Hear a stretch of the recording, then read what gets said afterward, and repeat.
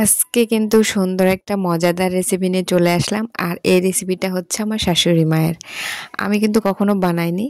তো দেখা যাক আজকে আমি এটা বানাই আর আমার শাশুড়ি মা দেখছেন।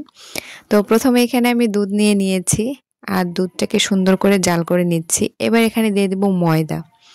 তো এখানে আমি ময়দা দিয়ে জাল করে নেব। আর এটা একটা সুন্দর খমির তৈরি হয়ে যাবে।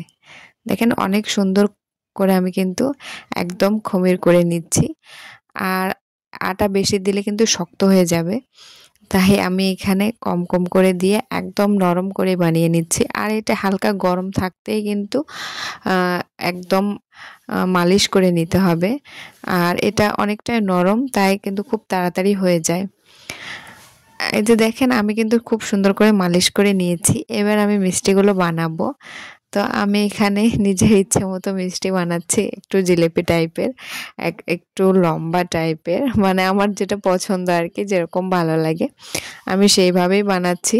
তো এখানে আমি মানে সেরা করার জন্য, মিষ্টির জন্য সেরা করার জন্য আমি এখানে সামান্য পরিমাণে চিনি দিয়েছি, যেহেতু আমি এটা কম পছন্দ করি চিনি।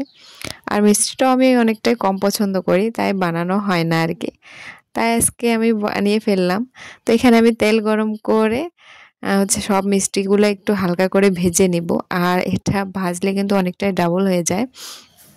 আর যেহেতু এটা আমি ভাজতেছি, সেহেতু আমি এটা একদম ব্রাউন কালার করে নেব, যেন দেখতেও সুন্দর লাগে আর খেতেও মাশাআল্লাহ অনেক সুস্বাদু লাগবে। দেখেই মনে হচ্ছে, যেহেতু আমি এটা এর আগে খেয়েছি কিন্তু আমি নিজে কখনো বানাইনি। তো দেখেন আমি একদম এটা ভাজা ভাজা করে নিচ্ছি। আর এটা দেখতেও সুন্দর লাগছে না? হ্যাঁ, এবার আমার ভাজা শেষ। এবার আমি উঠিয়ে নিয়েছি আর শিরার মধ্যে দিয়ে দিলাম। দেখেন অনেক সুন্দর না? ধন্যবাদ সবাইকে।